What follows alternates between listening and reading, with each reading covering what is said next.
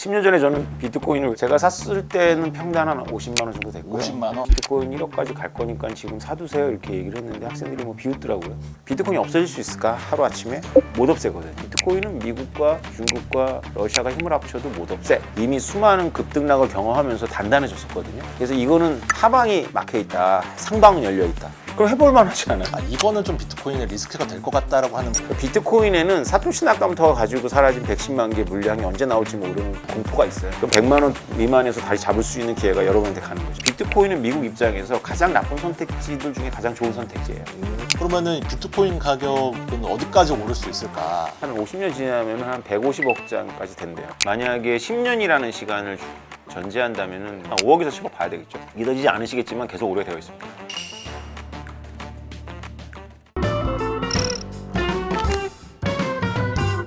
네, 이번 시간에는 비트코인을 주제로 한번 얘기 나눠볼까 하는데요. 또 이 분야에서 굉장히 유명하신 분이죠. 네, 건국대학교 정보통신대학원에서 겸임교수로도 계시는 오태민 작가님 모시고 얘기 나눠보겠습니다. 안녕하세요. 안녕하세요. 작가님은 한 10년 전부터 비트코인 투자하신 걸로 또 유명하시잖아요. 근데 네. 10년 전이라고 하면은 사실 뭐 비트코인이 뭐 지금처럼 그렇게 유명하던 시절도 아니었고 사실 그때는 뭐 대부분 다 사기라고 생각을 했던 시기였을 텐데 작가님은 도대체 그때 비트코인에 어떤 점을 주목을 하시고 이렇게 좀 확신을 가지게 되신 거예요? 글쎄요. 저도 요새 그 생각을 하면 좀 이상하다는 생각이 듭니다. 그 10년 전에 비트코인은 뭐 아주 소수만 알고 있었고요. 그리고 굉장히 있을 수 없는 일이죠. 뭐 저렇게 회사도 없고 그다음에 분기 실적도 없고 뭐 이런 게 어떻게 가격을 갖지? 뭐 겁니다. 10년 전에 저는 비트코인을 외신에서 안 좋은 뉴스 때문에 봤고요.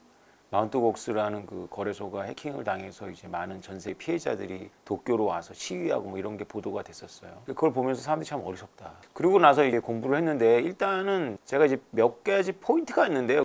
첫 번째 포인트는 그 사토시 나카모토라는 그 익명의 필자가 썼던 그 페이퍼를 보고 깜짝 놀랐어요. 그러니까 일단 문장이 굉장히 좋은 문장들이었고요. 분명히 이 글을 쓰는 사람은 자기가 뭐에 대해서 쓰는지를 알고 쓰는 게 분명한 그런 힘이 있으면서도 아주 드라이하면서 간결한 문장이어서 일단 거기에 반했던 것 같고요. 그리고 내가 잘 모르는 내용을 얘기하더라고요. 내가 생각했던 것처럼 우스운 현상은 아니겠다. 그래서 공부를 해야지 하고 공부를 하게 됐습니다. 공부를 하면서 느낀 건 뭐냐면 이게 정말 새로운 기술이고 새로운 현상이라서 이게 사람들이 참 쉽게 접하기는 어려울 텐데 이거 정말 대단한 일이다. 이게 조만간 전 세계를 깜짝 놀라게 할 거다. 이런 확신이 있었어요. 그때 당시 비트코인 가격이 얼마 정도 였었어요? 제가 샀을 때는 평당 한 50만 원 정도 됐고요. 50만 원? 와. 50만 원에서 70만 원, 30만 원을 왔다 갔다 했었습니다. 근데 그때 당시에 그 비트코인 가격이 뭐 1억까지 갈 거라고 얘기도 하셨다면서요? 그때 5월 달에 최고 한양대인가 6월 달에 한양대에서 특강을 하게 됐는데 주로 학생들이 비트코인 소개를 한다면 비트코인 1억까지 갈 거니까 지금 사두세요 이렇게 얘기를 했는데 학생들이 뭐 비웃더라고요.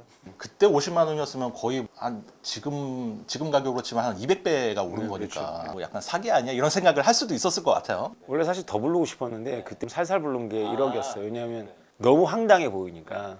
그래서 살살 불렀어요. 그러면은 혹시 그때 당시에 코인을 어느 정도 사셨는지 살짝만 얘기해 주실 수 있나요? 그때 많이 샀어요. 그러니까 우리 아내 모르게 제가 쓸 수 있는 돈을 가지고 한 3주 동안 흥분해가지고 3주 동안 분할 매수를 했어요. 제가 3개월에 걸쳐서만 했어도 훨씬 늘렸을 텐데 3주 동안 분할 매수를 했죠. 그래서 제가 가지고 있는 돈은 다 투입을 해서 제가 당시에 영어학원 1:1 영어학원을 다니고 있었건데 그걸 못 하겠더라고요. 한 번 갈 때마다 1시간씩 뭐 6만 원, 7만 원 하니까 그 당시 0.1 비트코인을 털어야 되잖아요. 덜 사거나. 그래서 그걸 계산해보기가 못 하겠더라고요. 나는 1억 이상 갈 걸 확신했기 때문에 어떻게 1,000만 원을 들여서 영어를 안 하고 말지. 요즘은 뭐 예전보다는 이제 뭐 비트코인 가격이 뭐 계속 오르기도 했고 그래도 여전히 비트코인 그거 뭐 사기 아니야? 그거 뭐 실체가 없는 건데 그걸 왜 그렇게 비싸게 주고 사? 라고 얘기하는 사람들도 많은 것 같아요. 회의론자들이 얘기하시는 몇 가지 논리가 있던데 일단은 첫 번째, 이거는 실체 없는 자산 아니냐, 사기 아니냐 이런 거에 대해서는 좀 어떻게 보세요? 일리가 있죠. 일리가 있는데 그 실체라는 말에 대해서 곰곰이 좀 생각을 해봐야 돼요. 그분들이 말하는 철학적인 주제 실체라는 거는 철학적이거나 물리학자들이 고민하는 실체는 아닐 거예요. 그분들은 단지 이렇게 말하는 거죠. 누가 가지고 있고 누가 주인이고 누가 그걸 가지고 무엇을 하기 때문에 그 가치를 높이는 것도 없는데 왜 그게 가치를 갖느냐 이렇게 물어보는. 그러면 우리가 생각을 좀 해봐야 돼요. 금은 도대체 왜 가치를 갖고 있는가? 우리가 금을 3,000년 전부터 썼다고 알려지거든요. 3,000년 전 조상들이 무슨 반도체로 쓸 거기 때문에 귀하게 여기진 않았어요. 금이 반짝인다. 금이 과연 그렇게 이쁘냐? 사실 아니다. 반짝이는 걸로 따지면 우리 아이들이 꼬마 때 사는 모조품들이 훨씬 더 반짝인다. 반도체 용도도 아니고 반짝여서도 아니라면 황금알라는 거의도 아니고 금은 왜 가치를 갖느냐라고 이제 반문을 해볼 수가 있어요. 그러면 금하고 비트코인하고 속성이 되게 유사해요. 그래서 모든 것에 그렇게 사람들이 실체라는 얘기를 할 때처럼 다 대응하는 건 아니에요. 이거는 어쨌든 디지털로 이루어진 것들인 거잖아. 0과 1의 코드로 이루어진 것들인데 그러면은 우리가 약간 좀 불안할 수는 있을 것 같아요. 왜냐하면 디지털은 그냥 내가 삭제하면 없어지는 거 아니야? 혹은 뭐 리니지에서 유명한 뭐 집행검 이런 거 뭐 수천만 원짜리 하는데 리니지 회사 망해서 그 서버 닫으면 없어지는 거 아니야? 라고 생각을 할 수도 있을 것 같아요. 근데 되게 중요한 질문이에요. NC소프트가 망하면 그거 없어지는 거 아니냐 이거잖아요. 네네. 그러니까 비트코인은 우리가 공부하면서 제일 먼저 물어봐야 되게 바로 그거예요. 비트코인이 없어질 수 있을까? 하루아침에? 혹은 누군가의 힘에 의해 가지고 국가겠죠. 알력이나 아니면 강제적인 법이나 이런 집행을 통해서 비트코인 없앨 수 있냐? 못 없애거든요. 그러니까 비트코인은 그 리니지의 집행검이 아니에요. 그래서 비트코인의 가장 유일한 장점이라고 하면 비트코인은 국가가 못 없애. 저보고 만약에 비슷하게 비트코인에 대해서 딱 한마디만 전수할 수 있으면 뭐라고 얘기를 하냐면 비트코인은 미국과 중국과 러시아가 힘을 합쳐도 못 없애. 이 한마디만 할 수 있을 것 같아요. 세계 최강대국이라고 하는 그 국가들도 없애지 못하는 혹은 그 제3의 누군가가 삭제를 한다고 해서 삭제되지도 않는 그 이유가 블록체인이라는 기술 때문에 그런 거예요. 블록체인이라는 기술만 가지고는 부족하고요. 그게 충분히 전 세계로 퍼져서 탈중앙화라고 퍼져 있어야 됩니다. 비트코인은 이미 성숙했기 때문에 전 세계에 비트코인하고 똑같은 장부가 10,000개 이상이 있고 그게 정확하게 누가 그거를 갖고 있는지 몰라요, 정부가. 그래서 다 없애도 하나만 남아있어 다시 바로 부활하거든요. 또 하나 좀 약간 회의론으로 이제 얘기를 하시는 것 중에 하나가 블록체인을 기반으로 한 이제 여러 가지 다양한 코인들이 또 많잖아요. 그럼 이건 기술적으로 봤을 때 비트코인보다 더 뛰어난 기술들의 코인이 계속 나올 건데 대체되는 거 아니냐 이렇게 얘기하시는 분들도 있더라고요. 그것도 좋은 질문이에요. 뭐 우리가 최초의 팩시밀리는 박물관에서나 보고 최초의 스마트폰도 누군가가 있겠지만 뭐 우리가 안 쓰잖아요. 자, 이 최초의 블록체인 프로덕트인데 이게 과연 살아남을까라는 질문을 당연히 해야죠. 야, 비트코인은 최초의 블록체인 프로덕트일 뿐이고 더 좋은 이더리움이 있고 이더리움보다 더 좋은 게 나올 거고 더 좋은 게 나올 거고 더 좋은 게 나올 거니까 우리는 기다렸다가 쓰면 되지. 뭐 이렇게 하면서 스쳐간 분들 특히 이제 공학이나 기술 쪽에 이렇게 자기의 특기가 있다고 생각하시는 분들은 정말 비트코인을 못 깨달아요. 비트코인을 기술로 보는 거예요. 비트코인의 모든 것을 기술이 설명하는 건 아니에요. 비트코인은 일종의 제가 모르는 지구 반대편에 있는 사람하고 지금 개를 같이 하고 있는 거거든요. 이게 우리나라 옛날 우리 어른들은 은행보다는 개가 가까웠어요. 그게 개 모임 할 때. 그렇죠. 아는 사람들끼리 모여갖고 도와갖고 한 명한테 몰아주잖아요. 그러면 이제 그날 개 탄 분이 뭐 그래서 이제 친목도 도모하는데 꼭 깨져요. 자기 차례 때 먹고 이제 튀는 사람들이 되는 거죠. 이게 아무리 친한 친척들끼리 하고 동창들끼리 해도 깨지잖아요. 근데 비트코인은 글로벌의 반대편에 있는 미국 사람, 영국 사람 혹은 뭐 일본 사람하고 내가 개원인데 이게 안 깨진다는 개라면 어떻게 생각할까요? 이게 안 깨져. 어떤 기술적인 장치 때문에 깨지지가 않아. 그러면 해볼만 하지 않겠어요? 뭐 예를 들어서 다른 개에서는 우리는 이렇게 도장을 찍어줬는데 다른 개에서는 그걸 엑셀로 나눠준대. 물론 뭐 혁신적인 애라고 하지만 이 개가 지금 30년 이루어지고 있는데 이거를 버리고 그 개로 가겠어요? 이건 전혀 다른 차원의 문제잖아요. 그러니까 결국에 그 코인 블록체인 기술에 참여하는 그 개원들이 얼마나 단단하게 뭉쳐있냐 이게 중요한 거지. 그렇죠. 기술력의 뭐 수준은 문제는 아니야. 그래서 비트코인은 제가 발견했을 때만 해도 5년 차였는데 이미 수많은 급등락을 경험하면서 단단해졌었거든요. 그래서 저는 그 판단을 한 거죠. 그래서 이거는 하방이 막혀 있다, 상방은 열려 있다. 이런 자산이 어디 있어요? 하방은 막혀 있는데 상방은 열려 있어. 그럼 해볼 만하지 않아요? 또 하나 이제 궁금증이 이 블록체인 기술이 계속 유지되기 위해서는 작업 증명을 하는 사람들이 계속 들어와야 되고 그거에 대한 보상이 이제 코인이 지급이 되니까 이제 그걸 계속하는 유인이 생기는 건데 코인의 가격이 떨어지거나 아니면 이게 채굴이 다 완료돼 버리면 그 누가 블록체인의 자격 증명을 하려고 할까 하면은 그 시스템을 이루는 기반의 강건성이 조금 떨어지지 않을까 싶은 생각이 들더라고요. 저는 뭐 10년 동안 이 질문을 들었고 뭐 해서 채굴이 좀 잘못 알려져 있는데요. 채굴은 이제 반감이 쭉 돼요. 그래서 지금 올해 반감이 됐고 3.16개가 나오잖아요. 4년 후에 1. 얼마가 나오겠죠. 그 다음에 이제 또 4년 후에 0.8이 나와요. 또 거기서 또 8년 지나면은 존재감이 거의 없어지는 단계로 가서 100년의 시간을 쭉 미끄러지도록 되어 있어요. 채굴이 그러면 거의 의미 없는 0.1 미만으로 나오는 20, 30년 후에는 비트코인 채굴할 사람 없네 질문할 수 있죠. 걱정 안 하셔도 돼요. 채굴할 사람들이 있고요. 그들은 왜 하냐면은 수수료 때문에 합니다. 거래 수수료. 그래서 지금은 거래 수수료가 존재가 미미하지만 그때는 이제 거래 수수료만을 위해서도 채굴해도 충분할 만큼 가격이 오를 거다라는 전제가 돼요. 그럼 가격이 안 오르면 어떻게 되냐? 가격이 떨어진다. 되게 좋은 이게 나심 탈레브 블랙스완 혹은 그 안티프레질 뭐 이런 책으로 유명하신 분이에요. 세계 석학으로 꼽히시는 분인데 그분이 비트코인 영원된다. 라고 주장을 했어요. 그 논문을 보면 논리가 너무 좋아요. 그 논리가 바로 뭐냐면 바로 지금 질문하신 비트코인은 채굴을 계속 해야지만 유지가 되는 시스템이기 때문에 채굴이 없어지면 이제 망하는데 비트코인 가격이 안 오른다. 비트코인은 배당을 주는 게 아니라 투기적 목적 때문에 보유하니까 오를 걸 전제로 사는데 오르지 않는다는 게 주지의 사실이 되면 누구나 다 아는 사실이 되면 안 산단 말이에요. 그럼 가격이 떨어지죠. 가격이 떨어지면 채굴자들이 떠나요. 채굴자들이 떠나면 시스템이 약화돼요. 그러면 가격이 더 떨어지죠. 그러면 있는 채굴자들 더 나가요. 그럼 가격이 더 떨어지죠. 데스 스피럴이라고 하잖아요. 아주 훌륭한 논리죠. 근데 비트코인은 가격이 어느 정도 떨어져도 이렇게 자율 조정되는 비행기처럼 조정할 수 있어요. 비트코인 가격이 떨어지면 채산성이 안 맞는 채굴자들이 떠납니다. 남아있는 채굴자들의 채산성이 맞게 되어 있어요.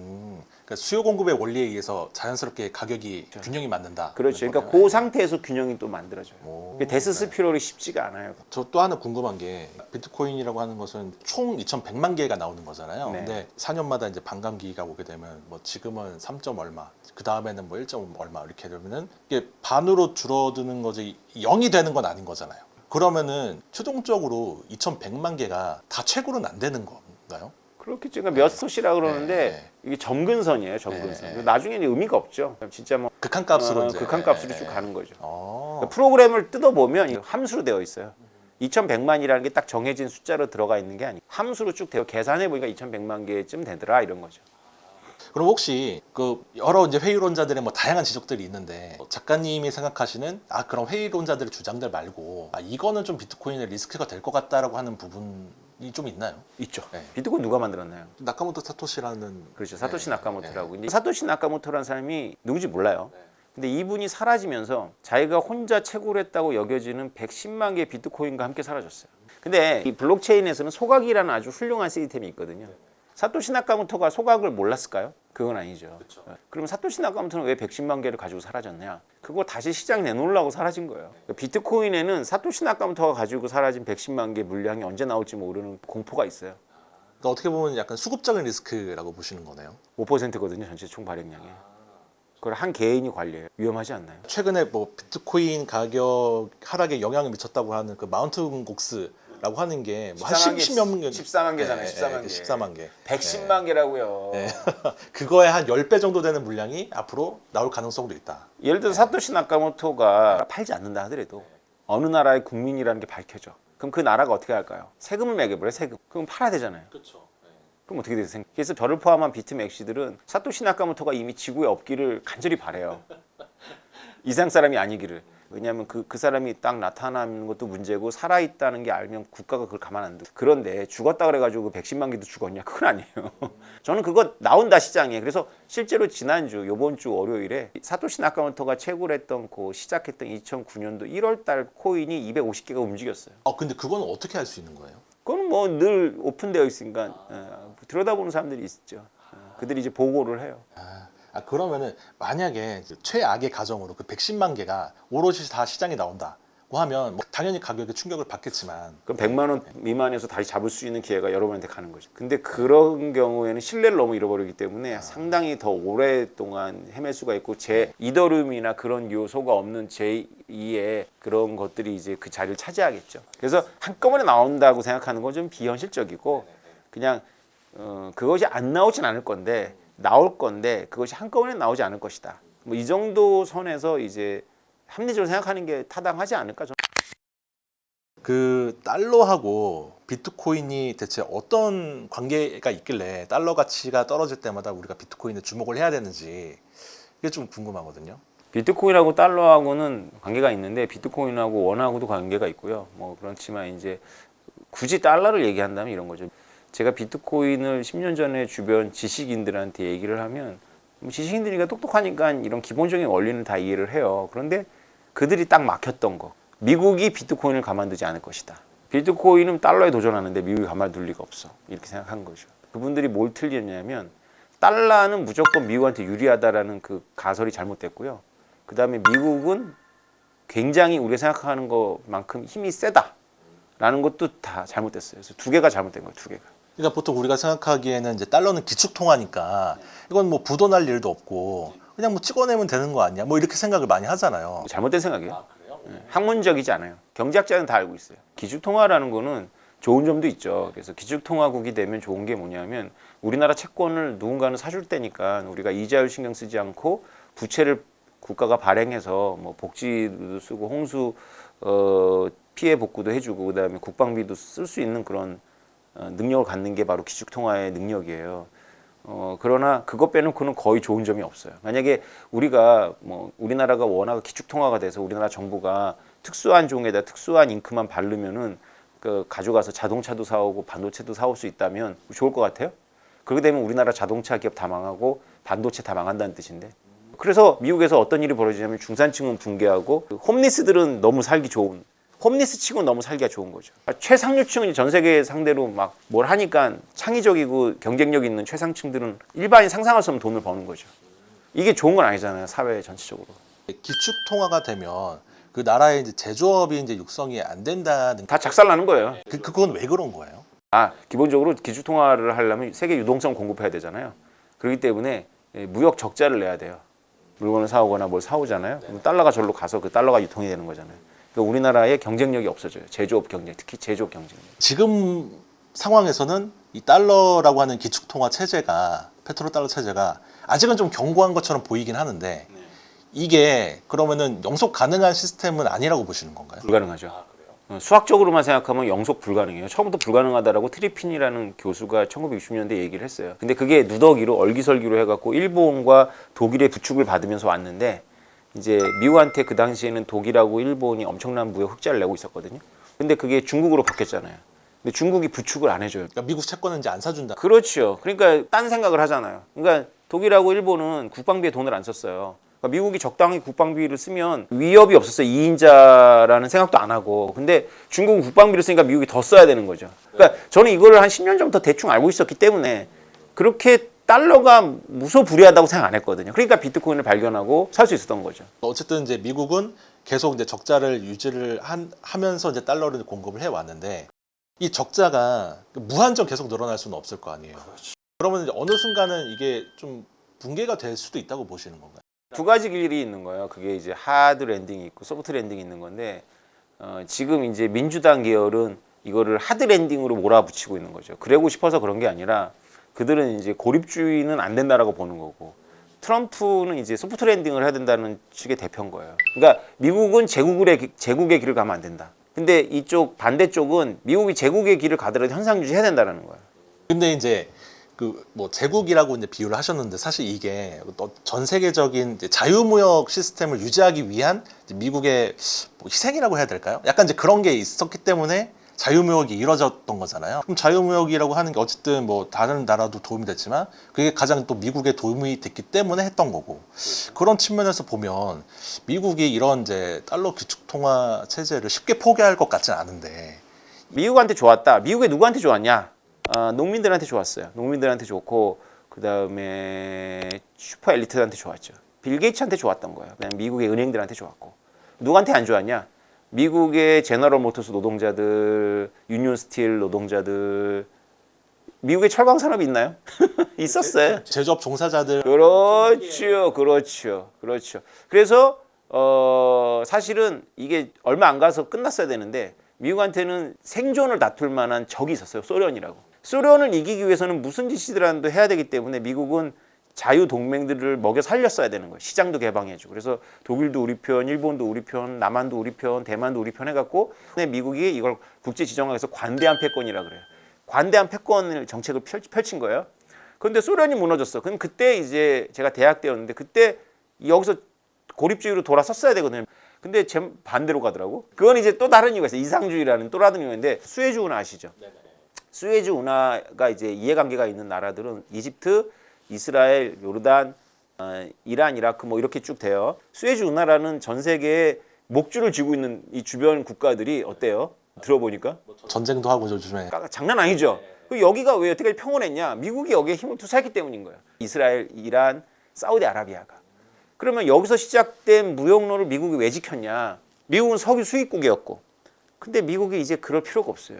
아시겠지만 미국은 석유 수출국가입니다. 미국은 우리하고 트럼프가 주로 그 얘기를 하지만 우리하고 사우디아라비아하고 독일하고 일본하고 대만하고 중국한테 메시지를 계속 던지는 거예요. 호르무즈, 수에이즈 위기는 니네 위기야. 우리 위기 아니야. 이 얘기를 지금 10년 동안 반복하고 있어요. 무슨 얘기냐? 미국은 인도양에 흥미가 없어요. 인도양이 넓습니다. 엄청나게 넓어요. 그래서 이쪽에 스위즈 운하부터 시작해갖고 이쪽 말라카 해협까지가 인도양인데요. 여기에 미국의 해군을 보내려면 지중해를 관리하거나 아니면 말레카를 관리해야 돼요. 힘들어요. 게다가 인도양에서는 미국이 놔둬도 누가 이렇게 독보적인 패권 국가 나올 것 같아요? 안 나올 것 같죠? 인도 나올 것 같아요. 파키스탄, 방글라데시 안 나올 것 같죠? 그래서 인도양에는 미국에 도전할 패권 국가 하나도 안 나와요. 여기는 중국이 없거든. 그러니까 미국에서는 손 떼도 돼요. 혼란이죠, 혼란. 미국한테는 상관없는 혼란이지만 우리한테 상관없을까요? 우리한테는 석유 수송로예요. 우리는 이제 큰일 난 거예요.